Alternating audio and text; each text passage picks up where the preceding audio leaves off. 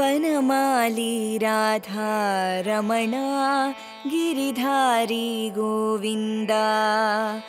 ವನಮಾಲಿ Radha Ramana Giridhari Govinda.